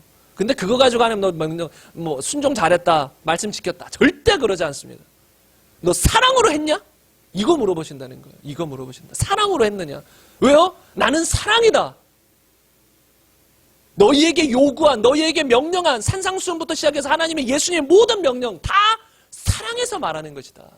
왜 간음하지 말라고 하느냐? 사랑해서 말하는 것이다. 왜 도둑질하지 말라고 하느냐? 사랑해서 말하는 것이다. 근데 사랑을 빼고 한다? 그건 지키지 않은 것이다. 여러분, 한두 구절만 이건 직접 찾아보겠습니다. 우리 성경을 펴시고 요한복음 14장 15절입니다. 이렇게 기록되어 있습니다. 너희가 나를 사랑하면 나의 계명을 지키리라. 요한복음 14장 21절도 보면 나의 계명을 지키는 자라야 나를 사랑하는 자니 나를 사랑하는 자는 내 아버지께 사랑을 받을 것이요 나도 그를 사랑하여 그에게 나를 나타내리라. 여러분, 우리가 주님을 사랑함으로써 주님의 계명을 지키게 되는 것입니다. 그때 진짜 넌 나의 계명을 지켰구나, 말씀대로 행했구나라고 주님이 인정해 주시는 거예요. 주님을 사랑함으로 주의 계명을 지킬 때, 또는 사랑하기 때문에 주의 계명을 지킬 때 주님은 인정해 주시는 거예요. 그건 오늘의 말씀의 결론입니다. 이것도 중요합니다. 정말로 우리가 사랑하는 삶을 살아야 돼요. 그러면 이게 신앙생활인데, 사랑하는 삶이 신앙생활인데, 율법이 뭐예요? 성경에 나온 이 하나님의 명령들, 이게 뭐예요? 그게 사랑에서 나온 실제적인 지침이라는 거예요. 십계명도 다 실제적인 지침이잖아요. 하나님은 너 이웃을 사랑해라 이렇게 한마디 하면 됐어요. 근데 그것을 구체적으로 풀어 설명해 주는 거예요. 이웃을 사랑하는 게 무엇이냐? 도둑질하지 마는 것이다. 이웃의 것을 탐내지 않는 것, 이웃의 아내를 보고 간음하지 않는 것, 부모를 공경하는 것, 이게 뭐예요? 이웃을 사랑하는 것이다. 그래서 하나님은 항상 이제 단지 사랑에서 멈추지 않고 그 사랑이 실제가 되길 원하세요. 우리에게 말로만 사랑이고 사랑일까요? 사랑 아닐까요? 여러분, 사랑 아닙니다. 여러분, 지금 여러분이 집에 돌아가시다가 어떤 아는 사람 지인을 만났어요. 근데 지인이 갑자기 행색을 보니 정말로 불쌍하게 되었어요. 집도 없고 사는 것도 없고 노숙자가 되어서 먹을 것도 없고 일주일을 굶었다고 여러분에게 말해요. 여러분이 아는 지인이. 그래서 여러분에게 밥 한 공기라도 있으면 좀 달라고 요청을 해요. 그럼 여러분은 어떻게 하시겠습니까? 만약에 사랑한다면 어떻게 하시겠습니까? 나에게도 없다면 줄 수가 없죠. 나도 밥 한 공기도 없는데. 근데 나에게 밥 2공기가 있어요. 주지 않겠어요? 그게 사랑 아닙니까? 근데 이렇게 말을 해요. 밥 못 먹었냐고 일주일 동안. 그럼 빨리 가서 열심히 일해서 밥 챙겨 먹으라고. 이렇게 말해요. 전혀 도움을 주지 않아요. 전혀 행동하지 않아요. 말뿐이에요. 사랑입니까? 아닙니까? 아니에요. 그래서 성경에서 항상 예수님은 우리의 행위를 달아보시거든요. 하나님은 마지막 날에 너가 행한 대로 갚으리라. 왜요? 진짜 너가 믿었냐? 너의 사랑이 진짜냐? 너의 사랑하는 신앙생활이 진짜냐? 그러면 너의 삶 속에서 열매가 있을 것이다라는 거예요. 열매 없으면 넌 가짜다. 왜요? 너가 진짜 사랑했으면 열매는 나타나기 마련이다. 사랑의 열매가 나타나야 된다는 거예요. 근데 그 사랑의 열매가 어떻게 구체적으로 나타나요? 말씀에서 나타나는 거예요. 말씀의 순종함으로. 그러니까 여러분이 이제 말씀 구절들을 보면 딱 이제 두 가지로 나뉘어질 수 있어요. 이 말씀 구절은 하나님을 사랑하면 지켜지는 거구나. 하나님을 사랑하는 구절이구나. 또 어떤 구절들은 이웃을 사랑하라는 구절들이구나. 그러면 그 사랑함을 통해서 그 말씀들, 하나님이 명령하신 구체적인 거. 예를 들어 하나만 들으면 너희는 고아와 가부를 돌보라라고 했어요. 구제하라고 했어요. 그건 누구를 사랑하라는 거예요? 이웃을 사랑하라는 거예요. 그냥 말만 사랑해요가 아니라 구체적인 지침을 주셨다고요. 성경에. 그럼 그것들을 우리는 행해 나가야 된다는 거예요. 행해서 나가야 된다는 거예요. 근데 그것을 행하지 않는다? 하나님의 명령을 알고도 행하지 않는다? 그게 역으로 뭔지 아세요? 죄악인 거예요. 죄악. 성경에서 도둑질하는 거 죄악이잖아요. 근데 사랑하라는 거, 이웃의 물건을 탐하지 않고 이웃을 사랑하면 죄가 아닌데, 반대로 그 명령, 사랑하는 명령을 지키지 않으면 역으로 이웃의 물건을 탐하거나 도둑질하거나 남의 여인을 보고 음란한 마음을 품거나 여러 가지 그런 일들을 벌일 수 있는 거예요. 이해가 갔어요? 그래서 사랑하지 않으면 죄를 짓게 되는 것이고, 구체적인 명령들 성경에 다 나와 있어요. 그걸 제가 지금은 다 설명할 수 없고, 여러분들이 이제 하나하나씩 들으면서, 이제 읽으면서 들으면서, 아, 이게 하나님의 뜻이구나를 알아가야 된다는 거예요. 하나님의 뜻이구나. 그래서 여러분, 산상수훈도 대표적으로 구원에 관한 말씀인데, 그 산상수훈을 보면서, 아, 이거 좋은 교훈이다가 아니에요. 이렇게 살아야 된다는 거예요. 너희 사랑하는 사람은 이렇게 살아야 된다는 거예요. 예수님은 이 땅에 율법을 폐하러 오셨습니까? 완전케 하러 오셨습니까? 완전케 하러 오셨다라고 했어요. 어떤 사람들은 무율법주의, 율법을 폐해버려요. 아니에요. 예수님은 율법을 완전케 하러 오셨다는 거예요. 예수님이 오셔서 하신 일들, 그 율법을 완전케 하셨다라는 그 문맥을 보면 예수님이 율법을 더 정확하게 풀어 헤치셨어요. 성경에 보면 간음하지 말라고 했죠. 예수님은 율법을 완전케 하시면서 그 간음하지 말라는 걸 더 정확하게 말씀해 주셨어요. 그냥 겉으로 육적으로만 간음하지 말라는 게 아니라 너의 마음으로 여자를 보고 음욕을 품으면 그게 간음이다. 그게 간음하지 말라는 것이다. 그게 진정한 의미다라고 율법을 더 완전하게 해석해 줘 버린 거예요. 그러면서 예수님이 너희는 이렇게 살아야 된다라고 말하는 거예요. 이렇게 살아야 된다라고 하면 어떤 사람들, 아, 율법 아닙니까? 아니요. 믿음인 거예요, 이게. 속는 거예요.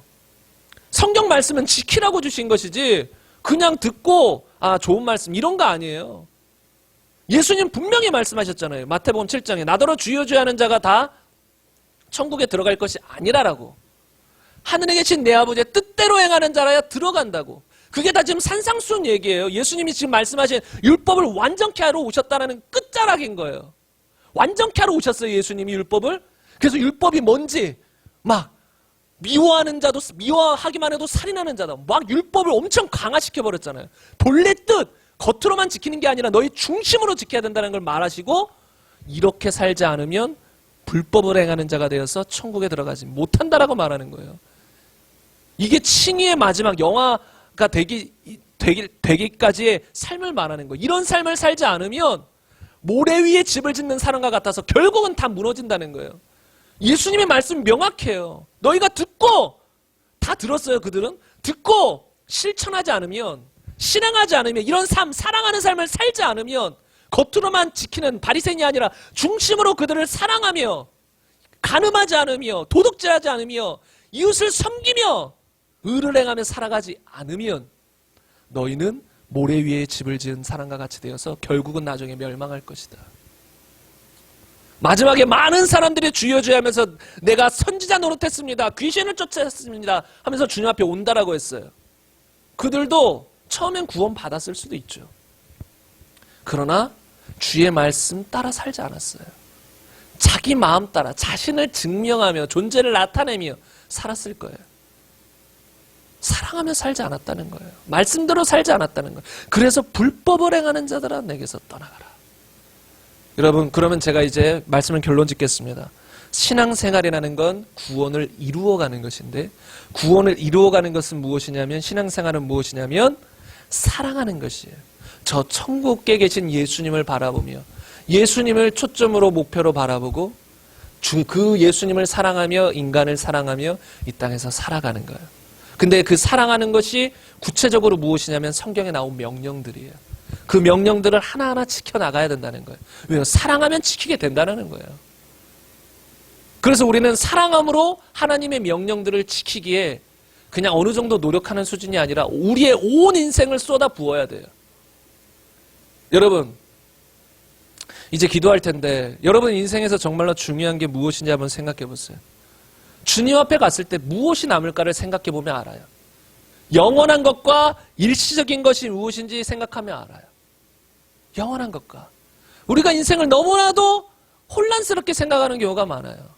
교회를 다니는 사람도 마찬가지고, 교회 다녔으면 뭐 어느 정도 주님께 크게 쓰임받고 가야지. 아무 의미 없는 거예요. 그런 마음 자세는. 여러분, 모세의 인생만 봐도 얼마나 허망한지 아세요? 이런 관점에서 모세를 본다면 뭔가 크게 이루어야 되고 뭔가 해야 되지만 모세는 그런 게 아니었어요. 하나님의 명령을 따라 할 수 없어서 처음에는 본인은 말이 이게 어눌한 사람이라서 못 가요. 애굽 그 바로 왕에게. 그런데 하나님 명령하셔서 갔어요. 가서 이스라엘 백성들을 출애굽시켰어요. 그리고 끌고 가요. 근데 중간중간 계속해서 이스라엘 백성들이 누굴 원망해요? 하나님과 모세를 원망해요. 명예받은 것도 명예롭게 산 것도 아니에요. 많은 사람들이 모세를 원망했어요.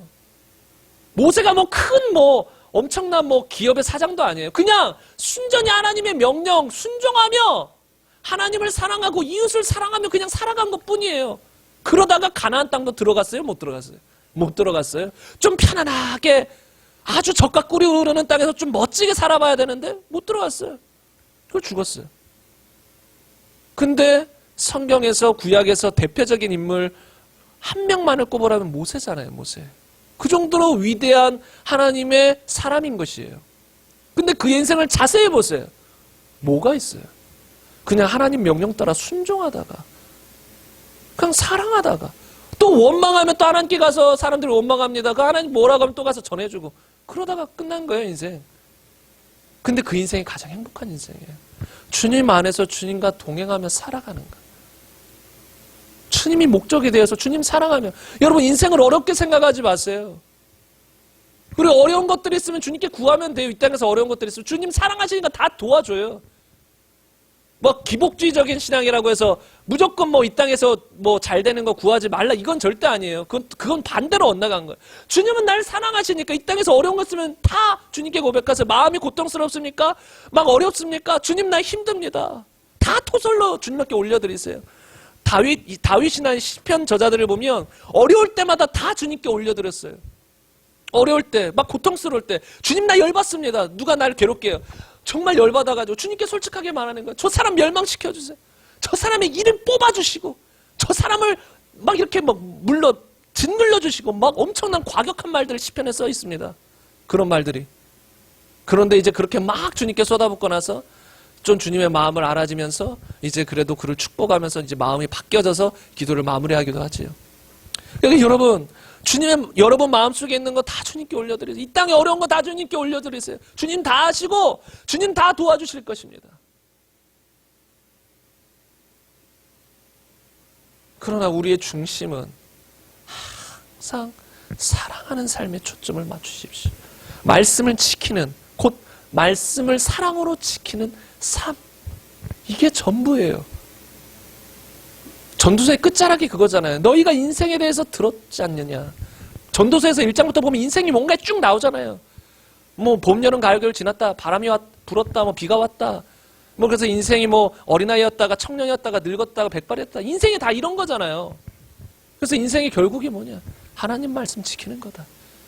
여러분 가장 복된 사람, 인생을 후회 없게 사는 사람이 누구예요? 하나님 말씀대로 사는 사람이 인생 후회 없게 사는 사람이에요. 그 중심만 있으면 주님은 인정해 주세요. 그 중심. 여러분 그 중심으로 살아가는 저와 여러분이 되시길 간절히 바랍니다. 간절히 바랍니다. 주님이 오늘 이 설교 메시지를 통해서 주시는 건 그거예요. 인생의 목적이 무엇이며 주님을 믿고 신앙생활 하는 것 숨기는 건 도대체 무엇이냐. 주님 바라보며 천국 소망하며 사랑하며 섬기며 살아가는 것. 말씀 지키며 살아가는 것. 우리가 그런 인생이 되기를 간절히 소망합니다.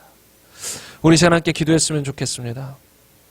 우리 이 시간 기도할 때 한 10분에서 20분 정도 한번 기도했으면 좋겠습니다. 기도하실 때 말씀 생각하시면서 정말 우리 마음속에 있는 것들 그대로 다 주님께 털어놓으세요. 어려운 것들, 힘든 것들, 고통스러운 것들 다 털어놓으시고 그리고 우리의 마음의 초점을, 방향을, 중심을 주님께 집중하기를 간절히 바랍니다. 주님께 집중하세요. 천국에 집중하세요. 이 세상은 다 지나갑니다. 안개와 같습니다.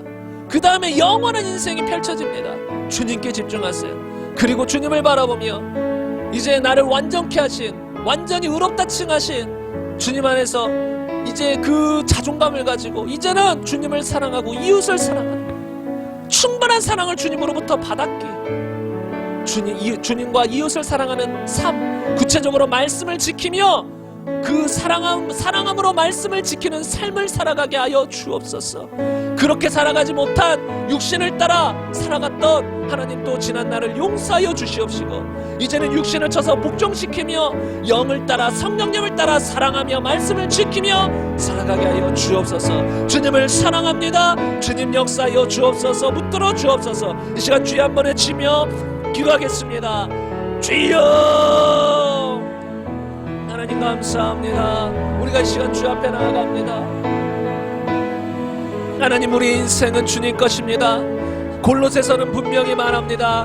만물이 그로 말미암고 그를 위하여 창조되었고, 하나님, 우리의 인생은 주님을 떠나서는 의미가 없습니다. 우리의 인생의 의미를 주님을 떠나서는 찾을 수가 없습니다. 우리의 인생은 주님 안에 있을 때 발견됩니다. 우리의 존재의 의미는 주님을 만날 때 발견됩니다. 주님 안에 있을 때 발견됩니다. 하나님, 우리는 주님이 창조하신 피조물입니다. 하나님, 우리는 주님의 것입니다. 하나님, 저는 주님의 것입니다. 하나님, 저의 인생은 주님 것입니다. 날마다 주님 안에서 살아가게 하여 주시옵소서. 날마다 주님 안에서 살아가게 하여 주시옵소서. 주님이면 충분합니다. 세상 사람들이 인정해주지 않아도, 또한 교회 안에서 다른 성도들이 인정해주지 않아도 상관없습니다. 주님이 인정하시는 인생이면 됩니다. 하나님, 그런 중심으로 살아가게 하여 주시옵소서. 하나님, 우리는 주님으로부터 무한한 사랑을 받은 존재입니다. 예수님의 핏값을 주고 하나님 우리를 구원할 만큼 우리는 값진 인생입니다.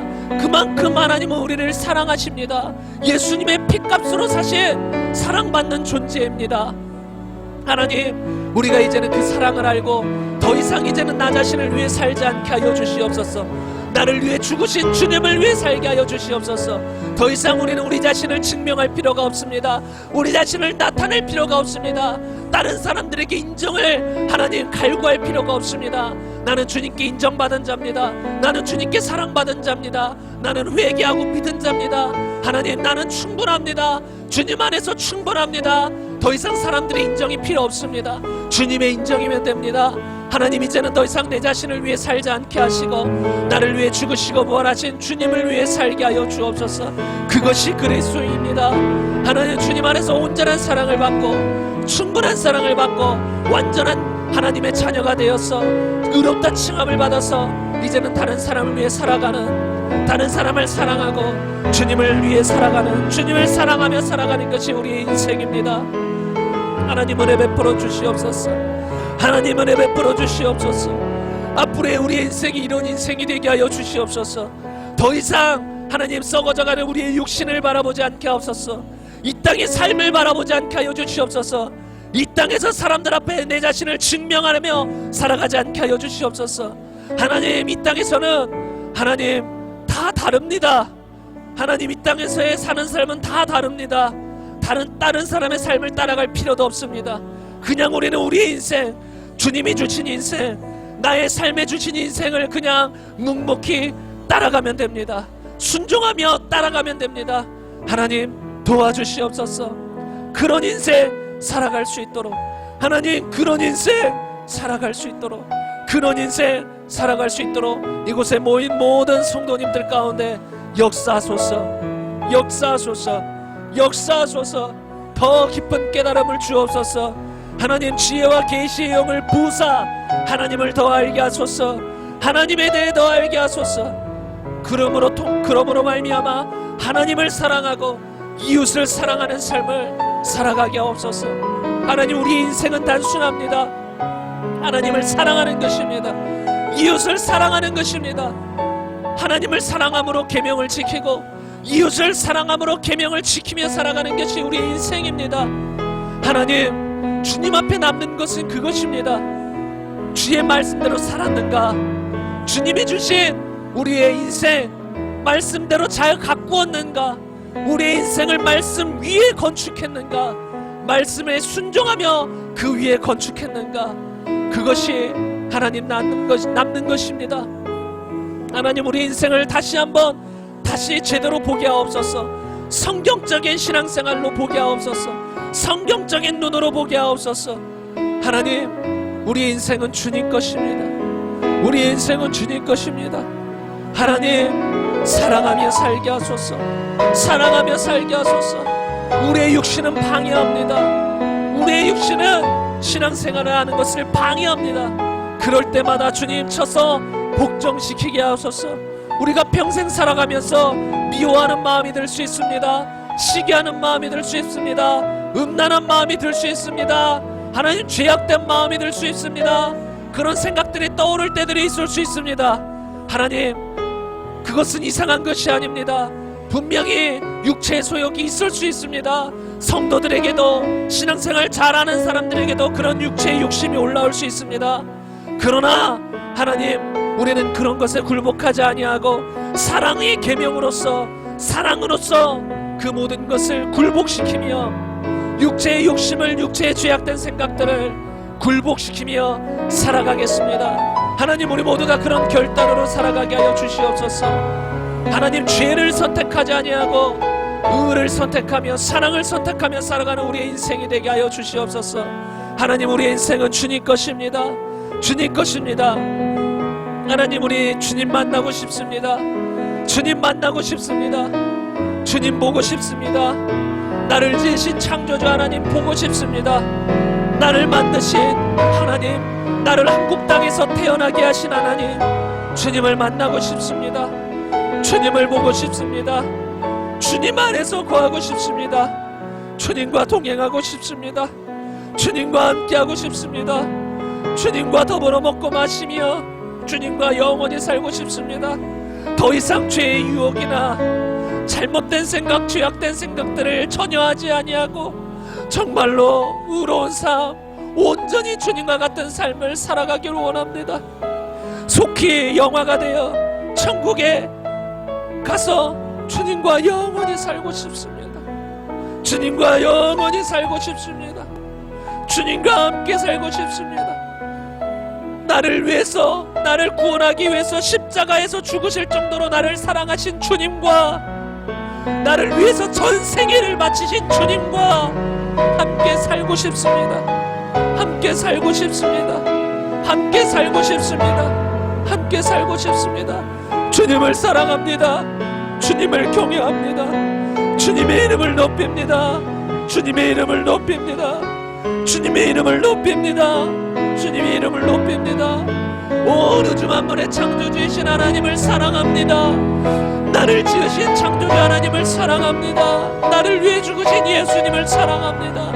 내 안에 계셔서 나를 날마다 인도하시는 성령님을 사랑합니다. 주님, 주님 역사하소서.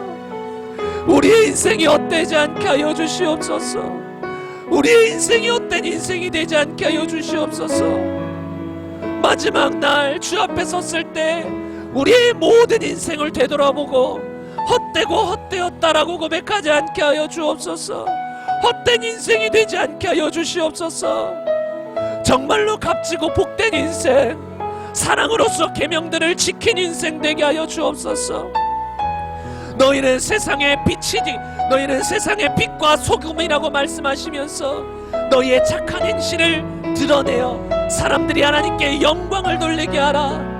하나님, 세상에서 사랑함으로 계명을 지켜 세상에서 빛과 소금의 역할을 감당하게 하옵소서. 하나님, 우리는 인본주의적인 생각으로 하나님 세상 사람들에게 빛을 드러내는 것이 아닙니다. 소금의 역할을 감당하는 것이 아닙니다. 주의 사랑의 말씀, 계명들을, 명령들을 지킴으로, 사랑으로 지킴으로 우리는 세상에서 빛과 소금의 역할을 감당할 수 있습니다. 하나님, 우리가 사랑으로 주의 계명들을 지킴으로 세상에서 빛과 소금의 역할을 감당할 수 있도록, 하나님 감당할 수 있도록 붙들어 주옵소서. 그래야 마지막 날 주님을 볼 때 후회 없는 인생이 되게 하여 주옵소서.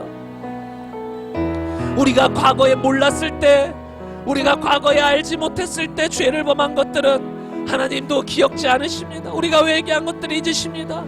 하나님, 과거는 우리가 뒤로 하고 이제는 우리가 앞으로의 인생, 앞으로 우리에게 남겨진 인생 정말로 후회 없게 살게 하여 주옵소서. 후회 없는 인생, 주님과 동행하는 인생, 주님 말씀 안에 살아가는 인생이 될 수 있도록 하나님 은혜 베풀어 주옵소서. 하나님 은혜 베풀어 주옵소서. 하나님 은혜 베풀어 주옵소서. 하나님 은혜 베풀어 주옵소서. 주여, 성령 하나님, 우리 안에 계신, 우리 안에 오신 성령 하나님, 날마다 모든 진리 가운데로 인도하시기 위해서 이 땅 가운데 우리 안에 오신 예수 성령님, 우리를 지금부터 영원까지 모든 진리 가운데로 인도하소서. 인도하소서. 사랑의 진리, 사랑으로부터 나온 모든 진리 가운데로 우리를 인도하시옵소서. 인도하여 주시옵소서. 아멘. 우리가 그것을 원합니다. 주님, 그것을 원합니다. 그런 삶을 살아가길 원합니다. 하나님, 그런 인생 살길 원합니다. 육신대로 살고 싶지 않습니다. 하나님, 육신대로 살면 반드시 죽을 것이로되 영으로서 몸의 행실을 죽이면 살리니라 말씀하셨습니다. 하나님, 이제부터 우리가 육신을 죽이며 육신의 생각을 죽이며 영으로서 영의 생각을 품고 사랑의 열매를 맺으며 성령의 열매를 맺으며 살아가게 하여 주옵소서. 주님 역사하소서. 주님 역사하소서. 주님 역사하소서. 하나님, 이 가운데 모인 성도님들 축복합니다. 하나님, 이전의 삶이 어떠했던 간에 그것은 중요한 것이 아닙니다. 하나님, 지금부터 우리가 어떻게 살아가는가, 남은 인생 주님을 만나기 전까지 어떻게 살아가는가가 절대적으로 중요합니다. 성화의 삶, 구원을 이루어나가는 이 삶이 절대적으로 중요합니다. 하나님이 구원을 이루어가는 삶, 정말로 하나님 후회 없는 삶을 살아가게 하여 주옵소서. 사도 바울처럼 주님을 만날 때가 가까이 왔을 때 하나님, 사도 바울과 같은 고백을 하게 하여 주옵소서. 내가 나의 달려갈 길을 다 마치고 믿음을 지켰으니, 하나님, 이런 고백을 할 수 있게 하여 주옵소서. 마지막 날 주님을 볼 때에 허망한 삶, 그것을 바라보는 것이 아니라 나의 달려갈 길, 주님께서 나에게 맡기신 사명, 주님이 나에게 이 땅에서 지키라고 명령하신 주님의 계명들을 다 지키고 믿음을 지켰으니 이제후로는 나를 위하여 의의 면류관이 예비되어 영원히 주님과 함께 사는 그런 삶이 되게 하소서. 사도 바울처럼 후회 없는 삶, 예수님을 만나기 전에는 사도 바울도 죄인 중에 대괴수처럼 하나님을 믿는 사람들을 핍박하며 살았지만, 그가 하나님을 믿었을 때 인생을 하나님께 고정시키고 온전히 자신의 삶을 주님께 초점 맞추며 살았던 것처럼, 그래하여서 후회 없이 살았던 것처럼, 하나님, 우리의 인생도 때때로 넘어지거나 때때로 실수는 할지언정 빨리 돌이킴에 일어나서 우리의 모든 인생이 하나님 앞에 값진 인생, 사랑의 인생, 계명을 지키는 인생, 말씀대로 순종하는 인생이 되게 하여 주옵소서. 역사하여 주옵소서. 역사하여 주시옵소서. 역사하여 주시옵소서. 하나님, 역사하여 주시옵소서. 오 라이라 부스파이라 바스피, 주님을 찬양합니다. 주님 찬양합니다. 라스코 예리비아 라스포 할렐루야 부스파이라바, 하나님 디스파이라바 야스코, 주님 감사합니다. 주님 감사합니다.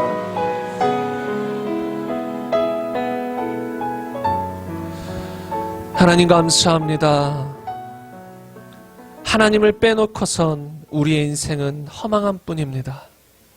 순간순간 즐겁고 쾌락은 느껴질지 몰라도 정말로 그것이 우리의 인생이 아님을 우리는 알았습니다. 하나님, 우리는 하나님이 지은 창조물로서 하나님을 위해 창조되었습니다. 그래서 우리는 하나님 안에 있을 때 인생의 의미가 있고, 우리는 하나님과 동행할 때 참 존재의 의미가 있습니다. 하나님, 이제부터 우리가 영원까지 주님과 동행하며 살게 하소서. 주님 안에서 주의 말씀을 지키며 사랑의 계명들, 주의 모든 명령은 사랑으로 명령하신 것이니 그 모든 사랑의 명령들을 사랑함으로, 하나님을 사랑하고 이웃을 사랑함으로 지키는 우리의 삶이 되게 하소서. 그래서 마지막 날에 정말 불법을 행하는 자들에게서 떠나가라는 주의 명령을 듣는 것이 아니라, 잘하였도다 착하고 충성된 종아, 나의 계명들을, 나의 명령들을, 사랑의 계명들을 잘 지킨 종아, 이제후로는 영원한 의의 면류관, 그리고 나와 함께 영원히 더불어 먹고 마시리라. 이제후로는 어떤 눈물도 없고 고통도 없으리라. 이런 주님의 말씀을 듣는 우리의 인생 되게 하여 주옵소서. 주님, 여기에 모인 성도님들 한 분 한 분 모두가 반드시 이런 인생 되게 하여 주옵소서. 분명히 우리가 또 세상에 나아가 살다 보면 죄의 유혹들이 올 수밖에 없습니다. 우리의 이런 생각들을 중심을 방향성을 흔드는 죄의 생각들이 올 수밖에 없습니다. 하나님, 우리가 때때로 방향성이 흔들리거나 유혹을 받을지라도 이 말씀을 생각하고 다시 한번 회개하여 돌이키고 방향성과 중심을 다시 한번 새롭게 하여 주님 오시는 그날까지 이 믿음을, 이 중심을, 이 방향성을 지켜 나갈 수 있도록 하나님 역사하여 주옵소서. 강권적으로 붙들어 주옵소서. 하나님, 그리고 우리 각 사람 주 앞에 예물 드렸습니다. 예물 드린 손길들 주님 아시오니 하나님, 단지 예물 드린 것이 중요한 것이 아니라 그 중심, 예물을 드린 그 중심을 받으시고 하나님, 물질이 있는 곳에 마음도 있다 하셨는데 그 물질을 드림으로 마음을 드린 우리의 중심을 받으시고 우리의 중심이 평생토록 변질되지 않게 하시며 평생토록 주님만을 바라보며 살아가는 우리의 인생 되게 하시며 또 이 땅에서도 하나님 나가도 복을 받고 들어와도 복을 받으며 하나님 이 땅에서도 하나님이 주시는 땅에 기름진 복들을 주사 이 땅에서도 평안한 삶을 살아가게 하여 주옵소서. 그리고 무엇보다도 영적으로 강건한 영적인 복이 충만할 수 있도록 역사하여 주옵소서. 또한 이 가운데 하나님 육체의 아픔으로 또 마음의 질병으로 마음의 연약함으로 고통받는 분들이 있습니까? 하나님은 분명히 치유하셨습니다. 이 땅에 우리를 구원하러 오셨지만 육적인 치유와 마음의 질병들도 하나님은 고쳐주시는 분이십니다. 하나님은 사랑이시기에 우리가 고통받는 거, 육적으로든 마음으로든 고통받는 걸 원치 않으시기에 주님은 치유하십니다. 그 사랑의 하나님, 치유의 하나님, 어제나 오늘이나 영원토록 동일하신, 지금도 동일하게 사랑으로 우리를 치유하길 원하시는 그 사랑의 예수 그리스도의 이름으로 이 시간 선포합니다. 우리 마음 가운데 있는 고통들, 이 시간 우리 육체 가운데 있는 모든 질병들은 이 시간 예수의 이름으로 치유함을 받을 지어다. 예수의 이름으로 치유함을 받을 지어다. 예수의 이름으로 우리 마음 가운데 또한 육체 가운데 고통은 떠나갈 지어다. 하나님, 믿음대로 된다 하셨습니다. 2000년 전이나 지금이나 우리가 믿음으로 선포한 것, 믿음으로 받아들인 것, 믿음으로 기도한 것 그대로 된다 하셨습니다. 이 시간 이 예수 이름으로 선포한 이 선포를 그대로 받고 우리 모두가 치유함을 받고 살아가게 하여 주옵소서. 하나님, 영혼이 잘될 뿐만 아니라 우리의 혼도 우리의 육체도 강건하게 하여 주옵소서. 예수 이름으로 다시 한번 선포하노니 마음속에 있는 모든 질병과 육체 속에 있는 모든 어려움은, 고통은, 질병은 예수의 이름으로 명하노니 떠나갈 지어다. 강건함을 얻을 지어다. 예수의 이름으로 강건함을 얻을 지어다. 믿음으로 손을 얹은즉 나으리라 하셨습니다. 이 시간 여러분이 아픈 부위가 있으면 여러분이 믿는 자이기 때문에 여러분의 아픈 부위에 손을 얹기 바랍니다. 여러분 안에 계신 예수님이 직접 치유하실 것입니다. 아픈 부위가 있으면 손을 얹으시고 다시 한번 기도하겠습니다. 하나님, 이 시간 믿는 자들에게 이런 표적이 따르리니 내 이름으로 귀신을 쫓아내며 병든 자에게 손을 얹은 즉 낫는다 하셨습니다. 그 말씀을 믿음으로 선포합니다. 말씀대로 될 것을 이 시간 선포합니다. 우리가 믿음으로 이 시간 손을 얹었습니다. 우리의 고통이 이 시간 치유될 것을 선포합니다. 병든 자에게 손을 얹은 즉 낫는다 하셨습니다. 우리의 모든 질병이, 고통이 이 시간 나을 것을 예수의 이름으로 선포합니다. 나을지어다. 예수의 이름으로의 모든 질병은 나을지어다. 모든 고통은 떠나갈 지어다. 주님 역사하소서. 주님 역사하소서. 치유의 성령님, 치유의 예수님, 이 시간 손을 얹음을 통해서 우리에게 말씀대로 역사하여 주옵소서. 치유의 능력이 우리 안에 지금 강력히 일하옵소서. 여러분 믿으시기 바랍니다. 믿으셔야 이 치유의 능력이 일하실 수가 있어요. 하나님의 능력은 항상 믿음을 통해 일합니다. 하나님의 약속이기 때문에 명령은 순종이지만 약속은 믿어야 됩니다. 여러분 믿으십시오. 지금 믿을 때 여러분에게 치유의 능력이 여러분에게 운행할 것입니다. 주님, 치유가 실제가 되어 우리의 삶에 변화가 일어나게 하소서. 실제로 고침받게 하소서. 역사하소서. 역사하소서. 역사하소서. 주님 감사드립니다. 하나님, 이 모든 말씀 예수님의 이름으로 주 앞에 기도드립니다. 지금은 우리 구주 예수 그리스도의 은혜와 하나님의 그 크신 사랑과 성령님의 내재 충만 교통하심이 이렇게 하나님의 말씀을 듣고 마음을 바꾸고 중심을 바꾸고 방향성을 새롭게 한 우리 모두에게 지금부터 영원토록 함께 있기를 간절히 축원합니다. 아멘.